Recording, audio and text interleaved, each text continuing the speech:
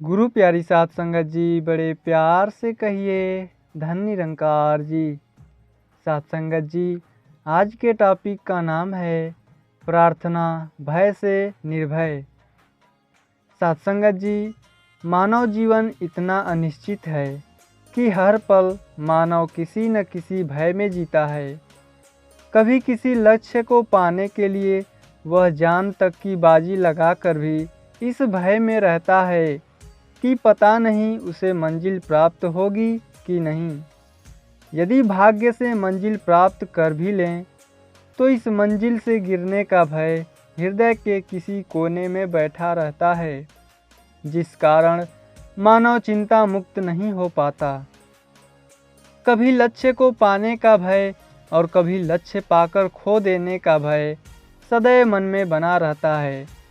जब यह मन लंबी चौड़ी आशाएं बांध लेता है तो इन आशाओं की आपूर्ति का भय निरंतर बना रहता है।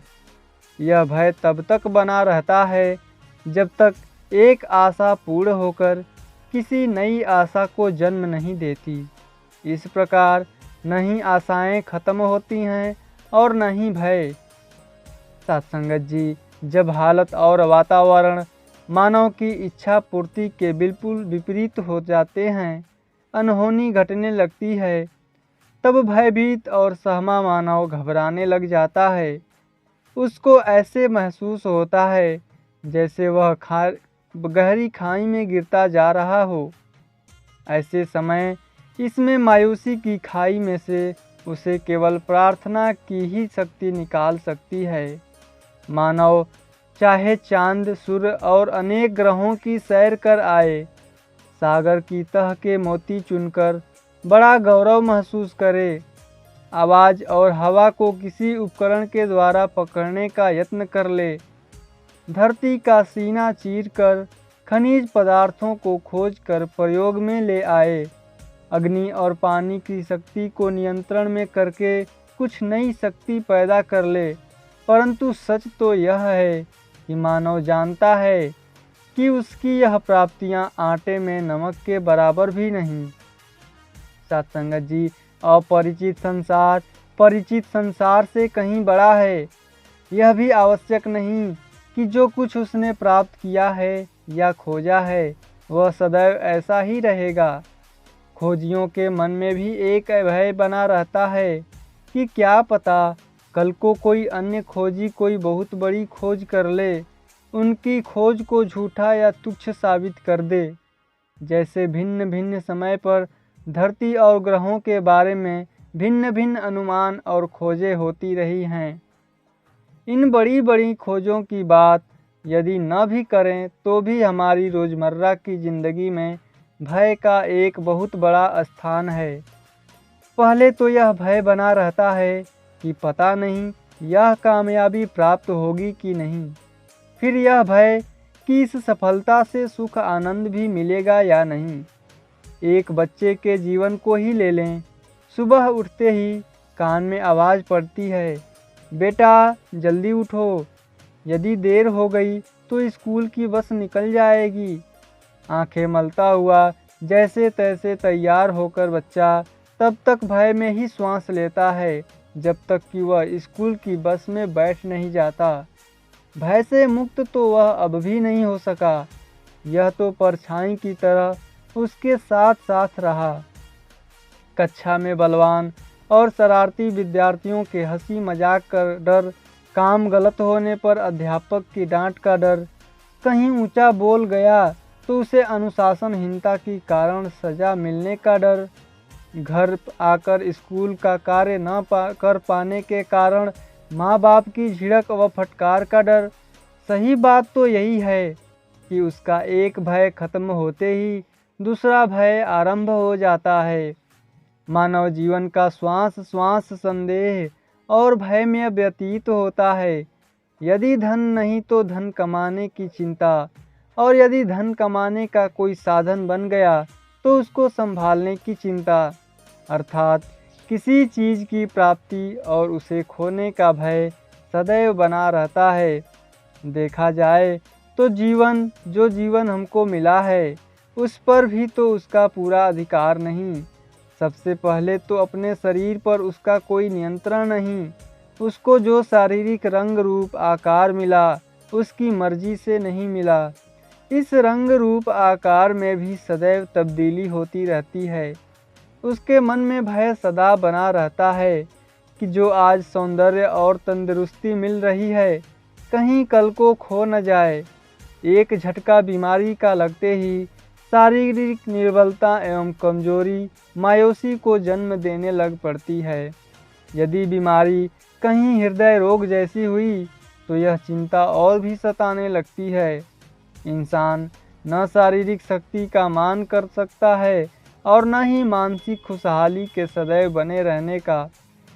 तो खुशी को मानते हुए भी उसके मन में भय रहता है कि यह खुशी कहीं दुख को जन्म न दे दे।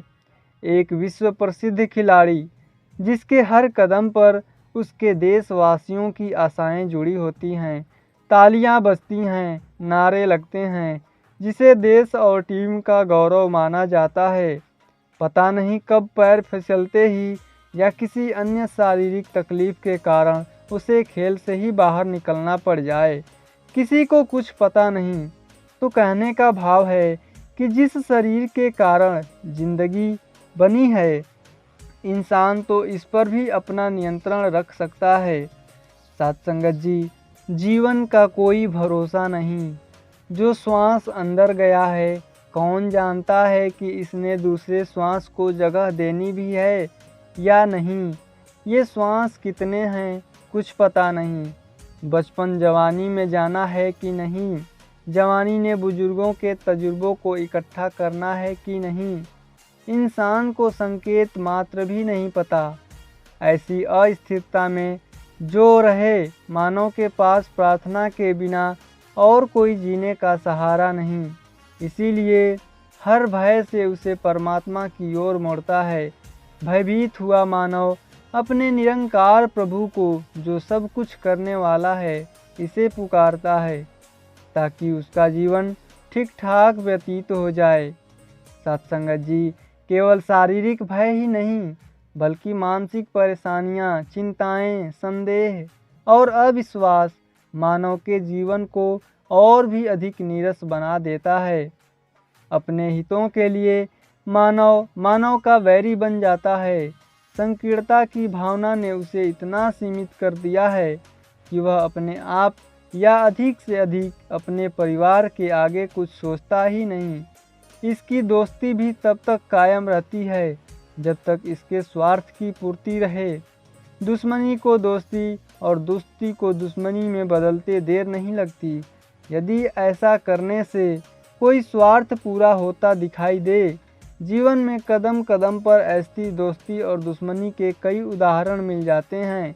रिश्तेदारी, बिरादरी, सामाजिक संस्थाओं और विशेषकर राजनैतिक क्षेत्रों में तो यह आम बात देखी जाती है।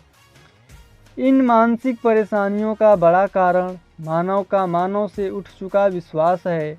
पता नहीं कि किस समय कोई हमराज अपना उल्लू सीधा करने के लिए किसी रहस्य को प्रकट करने की धमकी देने लग पड़े। परिणाम स्वरूप भावनात्मक शोषण के द्वारा उस पर हावी हो जाए और उसे उसके शिकंजे से बाहर निकलने का कोई रास्ता ही न मिले। ऐसी मानसिक बेबसी में मानव के पास प्रार्थना के सिवाय कोई रास्ता नहीं है। इंसानों की बेवफाई से दुखी मानव अपने प्रभु और सद्गुरु के आगे प्रार्थना करता है कि वह उसकी रक्षा करे। वह जानता है कि निरंकार एवं सद्गुरु का स्नेह किसी स्वार्थ के कारण नहीं, यह तो प्रेम स्वार्थ रहित है। सद्गुरु का प्रेम तो सदा ही मानव जाति को मिलता है। संसार के ठुकराए प्राणी जब भी इसके प्रेम की मांग करते हैं, अपनी दुखी भावनाएं इसके चरणों में रखते हैं, तो यह दयावान उनको अपने अलौकिक प्रेम में पनाह देता है। इस प्रकार दुखी मन की ढांढस का साधन प्रार्थना ही बनती है। प्रभु प्रेम का सदा मिलता रहे, इससे कभी दूर न हो। इस भय से मुक्त होने के लिए भक्त प्रार्थना की ही सहारा लेता है। मानव हर भावना की पूर्ति और भय से मुक्ति के लिए प्रार्थना करता है। क्योंकि वह जानता है कि वह इतना समर्थ नहीं कि उसको अपनी इच्छा अनुसार मंजिल प्राप्त हो सके। उसकी भावना शुभ हो या अशुभ, नेकी वाली हो या बदी वाली, दोस्ती वाली हो या दुश्मनी वाली, प्रेम वाली हो या नफरत वाली, हर भावना पूर्ति के लिए मानव अपने इष्ट के आगे प्रार्थना करता है। वह चाहता है कि काम उसकी मर्जी और इच्छा के अनुसार हो। जब मानव प्रार्थना करता है तो उसे संतुष्टि हो जाती है कि वह अपने मकसद में कामयाब हो जाएगा। इन्हीं लोगों में एक ब्रह्मज्ञानी भी होता है जो सदैव काल के लिए भय मुक्त होने के लिए सदैव प्रार्थना करता रहता है। ऐसे गुरसिख पहले अपने सतगुरु के चरणों में ब्रह्म ज्ञान प्राप्ति के लिए प्रार्थना करते हैं। जिज्ञासु की पुकार सुनकर समय का सतगुरु उसको ब्रह्म ज्ञान प्रदान कर देता है। इस सर्वव्यापक सर्वशक्तिमान प्रभु को अपने इतने निकट पाकर गुरसिख नाम नशे में झूमता हुआ उठ पड़ता है और यह नशा बना रहे इसके लिए प्रार्थना भी करता है। जीवन मुक्ति के लिए भी हर श्वास प्रार्थना आवश्यक है। गुरसिख को ब्रह्मज्ञान प्राप्त करने के लिए और इस पर टिके रहने के लिए भी हर पल अपने सतगुरु के चरणों में प्रार्थना करनी पड़ती है। ब्रह्मज्ञान लेते समय गुरसिख को चेतावनी और आदेश दिया जाता है कि उसके गृहस्थ में रहते हुए अपनी पारिवारिक, सामाजिक और मानवता के प्रति जिम्मेदारियों को निभाते हुए भक्ति को कायम रखना है। गुरसिख जानता है कि मायावी शक्ति भी बहुत प्रबल है। पता नहीं किस समय कोई लोभ लालच उसके मन को भ्रमित कर दे और वह किसी वस्तु पर कब्जा करने के लिए नाजायज कदम उठा बैठे। कहीं संतान मोह या अपने जीवन के सुखों का मोह उसके कदम गुमराह न कर दें। कहीं ऐसा न हो कि झूठी शान और शौकत के लिए वह धन दौलत को अपना ईमान समझ बैठे। इस प्रकार गुरसिख के भीतर भी हर समय भय बना रहता है कि कहीं उस पर मनमत हावी न हो जाए। इसीलिए वह श्वास श्वास प्रार्थना करता है कि हे दातार, सेई प्यारे मेल जिन्हा, मिलिया तेरा नाम चित आवे। हे गरीब नवाज, मेरे तन मन धन और बुद्धि सबको सद्मार्ग पर रखना, ताकि मैं किसी समय भी गुमराह न हो जाऊं। माया को गुजरान समझूं, ईमान नहीं, माया में रहते हुए निर्लेप रह सकूं। इस प्रकार गुरसिख इस भय से मुक्ति प्रार्थना के द्वारा ही हो पाती है। संक्षिप्त में कहा जा सकता है कि इंसान का पूरा जीवन किसी न किसी भय में व्यतीत होता है। वह हंसता तो है, दिल के किसी कोने में एक भय सा बना रहता है कि कहीं यह हंसी आंसुओं में न बदल जाए। इसीलिए कोई भी कार्य आरंभ करने से पहले अपने प्रभु के चरणों में कार्य निर्विघ्न संपन्न होने के लिए प्रार्थना की जाती है। गुरुओं पीरों की मानव को शिक्षा भी यही रही है कि कीता लोड़िए कम्मुसु हरि पही आखिए, अर्थात हर कार्य करने से पहले प्रार्थना करें ताकि कार्य सरल ढंग से ही संपन्न हो जाए और मन में कार्य की चिंता भी न रहे। भारतवर्ष को ऋषि मुनियों, गुरुओं पीरों की धरती कहा गया है। इन्होंने भारतीय संस्कृति को इतना ऊंचा दर्जा दिलाया है कि इस संस्कृति में पालन पोषण वाले हर प्राणी अपनी दिनचर्या को किसी न किसी रूप में प्रारंभ कर देते हैं। सुबह सवेरे आंख खुलते ही मानव अपने प्रभु के चरणों में प्रार्थना करता है कि रात्रि सुख से कटी है, दिन भी सुख चैन से व्यतीत हो।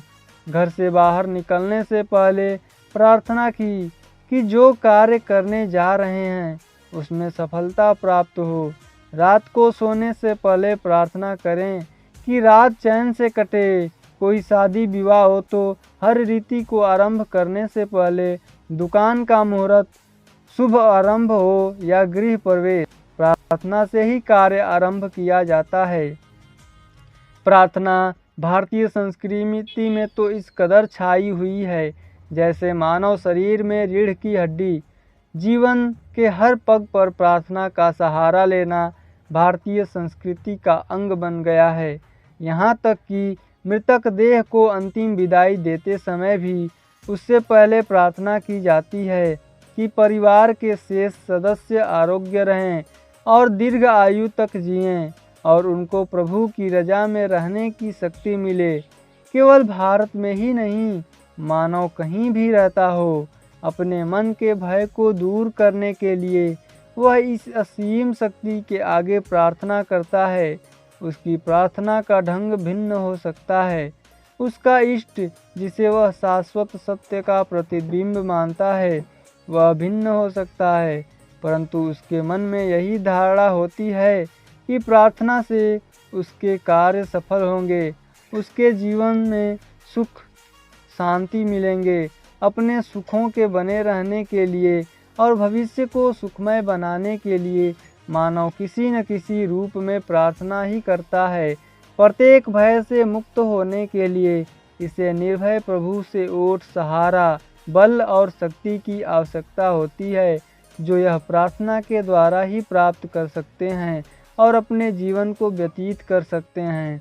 तो साथ संगत जी, उम्मीद करते हैं आज की यह टॉपिक आप सभी संतों को ज़रूर पसंद आई होगी। साथ संगत जी, बड़े प्यार से कहिए धन्य निरंकार जी।